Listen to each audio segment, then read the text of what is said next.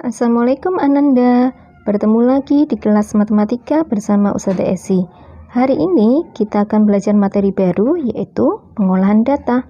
Sebelum masuk ke pengolahan data, kalian harus tahu terlebih dahulu, data itu apa ya? Data adalah catatan informasi yang diperoleh berdasarkan fakta. Fakta itu adalah kebenaran atau kenyataan. Contoh data seperti data nilai ulangan matematika kelas 4, data tinggi badan siswa kelas 4, atau data berat badan siswa kelas 4. Nah, informasi-informasi yang disebutkan tadi jelas sebuah kebenaran atau fakta. Itulah data. Dalam melakukan pengolahan data, ada beberapa tahap yang perlu kita lakukan. Tahap pertama adalah pengumpulan data. Bagaimana caranya kita mendapatkan data? Ya, jelas dengan cara mengumpulkannya.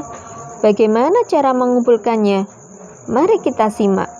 Yang pertama, ada pencatatan langsung.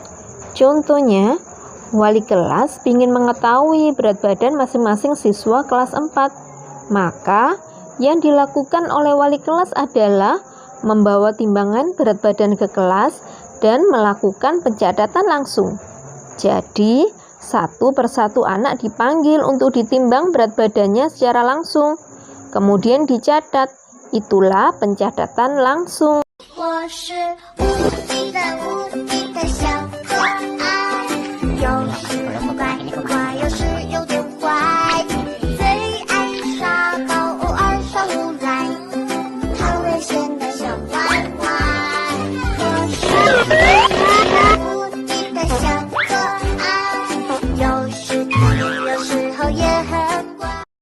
Yang kedua, wawancara.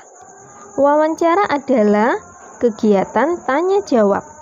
Misalnya, kamu ingin mengetahui golongan darah teman-temanmu, maka kamu melakukan kegiatan tanya jawab untuk mendapatkan informasi mengenai golongan darah temanmu.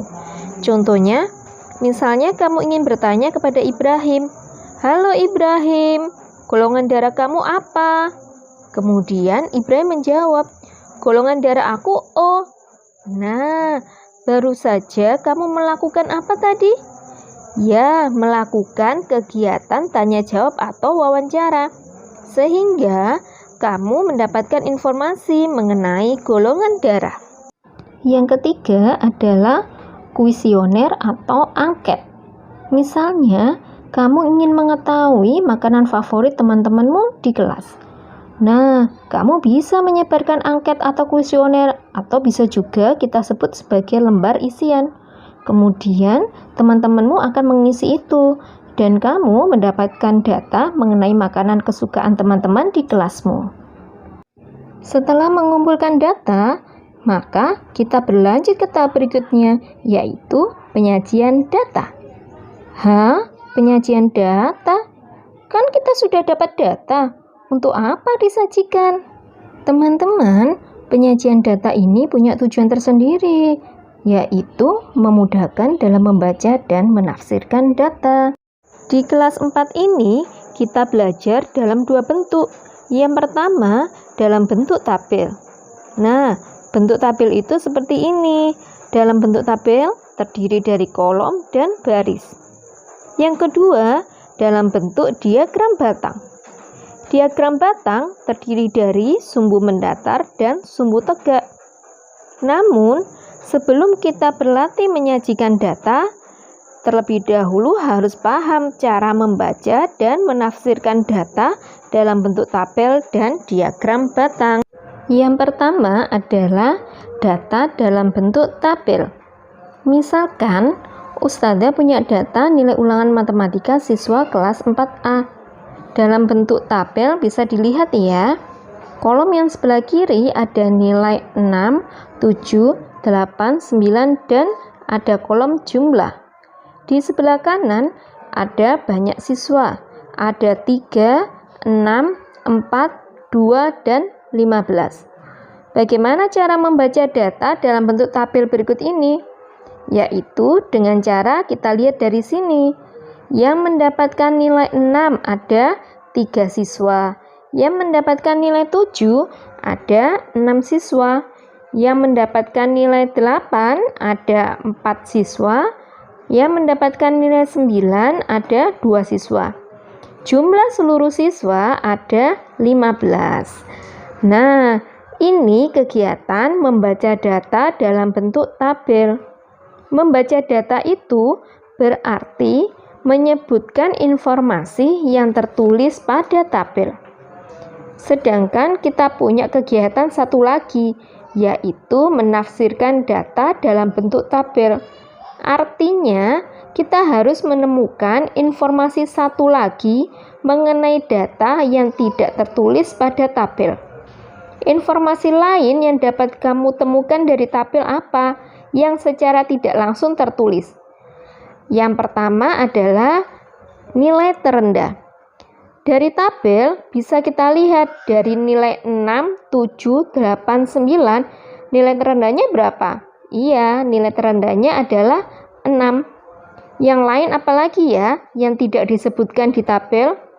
Nilai tertinggi, betul. Berapakah nilai tertinggi yang diperoleh siswa? Ya, benar. Nilainya 9. Dari kesimpulan ini, yang warna merah adalah membaca data. Yang warna hijau adalah menafsirkan data. Informasi lain yang bisa kita peroleh dari tabel ini adalah nilai yang paling banyak diperoleh siswa. Bisakah kamu menyebutkan berapa nilai yang paling banyak diperoleh siswa? Iya, nilai 7. Kita lihat dari banyak siswa ini ada 6 yang mendapatkan nilai 7. Yang terakhir, nilai yang paling sedikit diperoleh siswa. Nilai berapa? Iya, nilai 9. Karena hanya ada 2 anak saja yang mendapatkan nilai ulangan 9. Membaca data itu berarti kamu menyebutkan informasi yang tertulis di tabel. Sedangkan menafsirkan data adalah mencari informasi lain yang tidak tertulis pada tabel. Menafsirkan data biasanya berkaitan dengan hal tertinggi, terendah, paling banyak, paling sedikit, selisih, atau jumlah. Yang kedua, data dalam bentuk diagram batang. Misalkan Ustadzah punya diagram batang berikut. Kita membacanya, kelas 1 banyak siswanya 40, kelas 2 banyak siswanya 60, kelas 3 banyak siswanya 70. Kelas yang jumlah siswanya paling banyak adalah kelas 3. Tahu dari mana?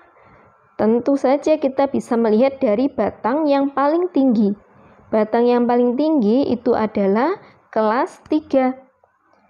Kemudian, kelas 2, 5, dan 6 memiliki jumlah siswa yang sama banyak. Kenapa? Karena puncak batangnya sejajar di angka 60. Ada yang lain nggak yang sama banyak? Iya, ternyata kelas 1 dan kelas 4 jumlah siswanya juga 40. Informasi lain yang bisa kamu dapatkan apalagi ya? Oh, kita bisa melihat selisih jumlah siswa kelas 4 dan 6. Ternyata selisihnya ada 20 siswa. Kemudian jumlah seluruh siswa dari kelas 1 sampai kelas 6 kita jumlahkan itu ada 330. Nah, begitulah cara membaca dan menafsirkan data. Ustadzah yakin kalian pasti bisa.